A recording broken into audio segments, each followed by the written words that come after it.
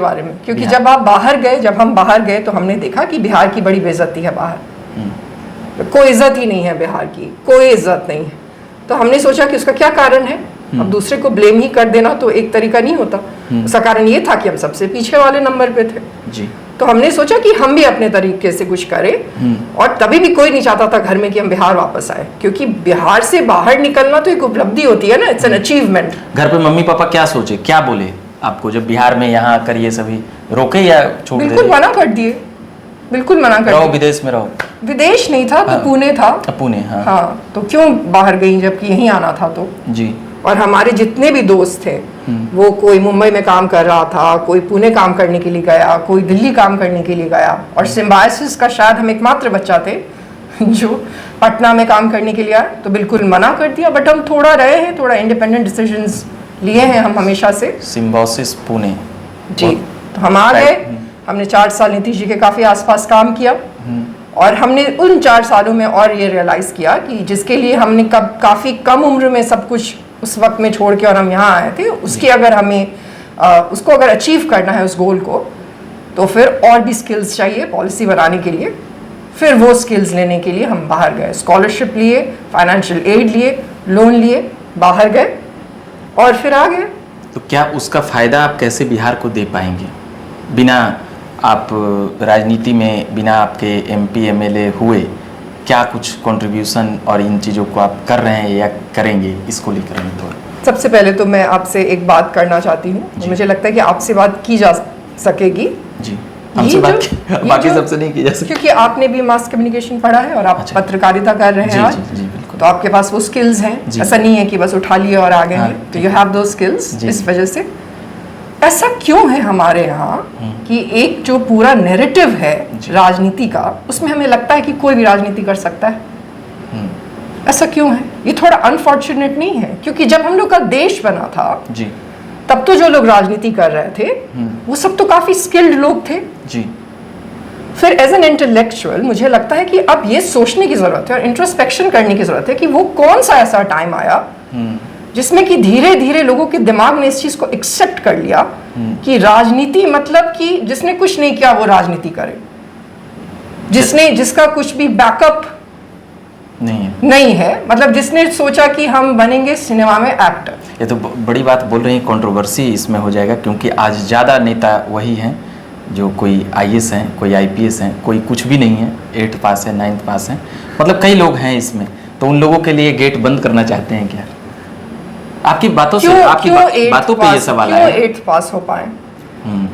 इस पे भी चर्चा करने की जरूरत है। हमसे लोग पूछते हैं कि आप कहती हैं कि पढ़े लिखे लोगों को राजनीति करना चाहिए, इसका मतलब आप क्या कह रही हैं कि जो लोग नहीं पढ़े लिखे उनको अधिकार नहीं है? हम वो नहीं कह रहे हैं। हम कह रहे हैं कि सबसे पहले आपको और मुझे और बाकी लोगों को ये डिस्कस करने की जरूरत है कि 77 वर्षों के बाद भी ऐसा क्यों हो रहा है कि शिक्षा नहीं उन तक पहुंच पाई। अब जिन्होंने कुछ और रास्ता चुना, जो आप जिनकी चर्चा कर रहे, तेजस्वी जी की शायद आप चर्चा कर रहे हैं। जी जी बिल्कुल, बिल्कुल। वो उन्होंने नहीं, और भी लोग, उन्होंने एक अलग रास्ता चुना जी। वो क्रिकेटर बनना चाहते थे, उन्होंने वो रास्ता चुना, उन्होंने अपना एक डिसीजन लिया। बट हम उनकी बात नहीं कर रहे हैं, हम उन सभी लोगों की बात कर रहे हैं जिन तक आज शिक्षा नहीं पहुंच पाई है जी। इसकी वजह से आप कह रहे हैं कि ये गंभीर बात है जी। Going back to the point कि अगर स्किल है किसी के पास तो आपको नहीं लगता कि वो काम वो बेहतर कर सकता है? अगर कोई इलेक्ट्रिशियन है, अगर पुष्पम जी, अगर जन समर्थन मिल रहा है, अगर लोगों का अपार प्यार मिल रहा है और लोग उनको मतलब कि उन सामाजिक जो कार्य है वो अगर कर पा रहे हैं, तो वो लोग कौन सामाजिक कार्य? जो और भी लोग क्या कौन समाज, उसकी चर्चा करिए। जन समर्थन क्या होता है? आपने ऑप्शन भी दिया है क्या लोगों को? अच्छा, हाँ, आपका ऑप्शन, आपके चार अगर पार्टीज हैं जी, उन्हीं में से किसी को लोग चुन पाएंगे ना। उसमें आप ऑप्शन कहाँ देते हो जनता को कि पढ़ा लिखा किसी आदमी को वो चुने? आप तो ऐसे ही लोगों को उनको परोस रहे हो और उसके बाद कह रहे हो कि बिहार की जनता ऐसी है कि वो चुनती नहीं है। ये तो अनफेयर है और बिल्कुल गलत बात है। पहली चीज ये। दूसरी चीज ये, जन समर्थन तो एक वक्त में हिटलर को भी मिला था जी। जन समर्थन क्या होता है? उनके पास ऑप्शन नहीं है, ये 4 ऑप्शन है, उसमें वो लोगों को समर्थन देते हैं। और देखिए, अगर किसी वक्त में किसी बात का प्रचलन हो गया तो सिर्फ इस वजह से, क्योंकि उसका प्रचलन हो गया, इस वजह से वो बात सही नहीं हो जाती जी। और एक समाज में जो लोग अपने आप को ये दावा भी कर रहे हैं, बिहार में जो लोग ये दावा कर रहे हैं कि वो प्रबुद्ध लोग हैं, सिर्फ डिग्री की वजह से नहीं, जिनमें चेतना है, ये तो उन्हीं लोगों का दायित्व है ना कि इस पे पूछने की जरूरत है। अब तो सिनेमा सब में भी डायलॉग होता है जी। कि अगर मैं कुछ नहीं कर पाया जीवन में तो नेता तो बन ही जाऊंगा।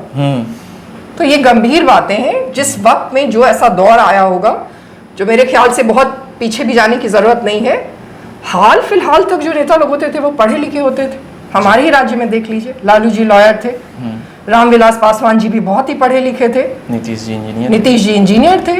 और ये तो नया नैरेटिव है ना, बिल्कुल पिछले कुछ वर्षों का ये नैरेटिव है।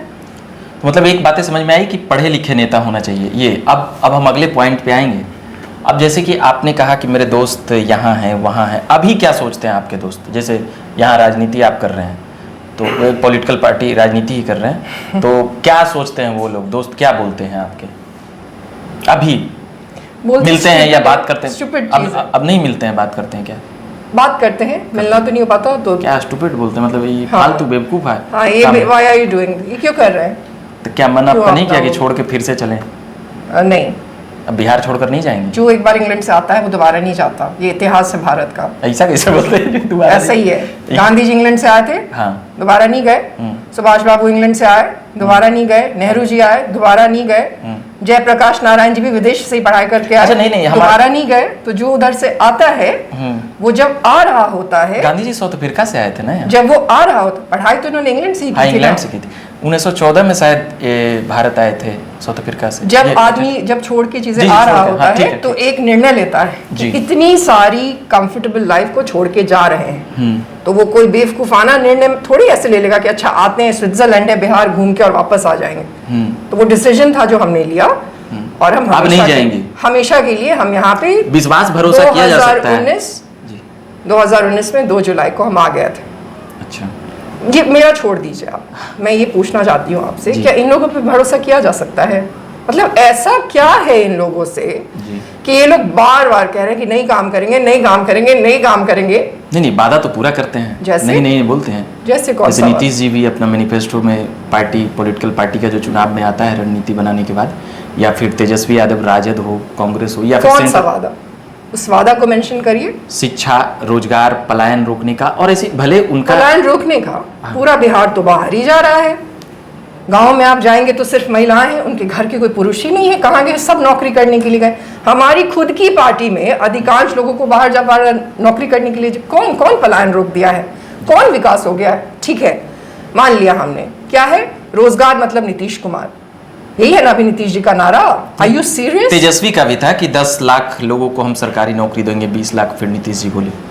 तेजस्वी जी तो मुख्यमंत्री बने नहीं है जी, तो मुख्यमंत्री बनने का उनका एनालिसिस करेंगे कि वो क्या किए नहीं किए। और जहां तक अभी बाकी जितने भी लोग हैं, जो भी वादा करने की बात है जी, अगर वादा पूरा हो गया है तो हम लोग 33 नंबर पे क्यों हैं?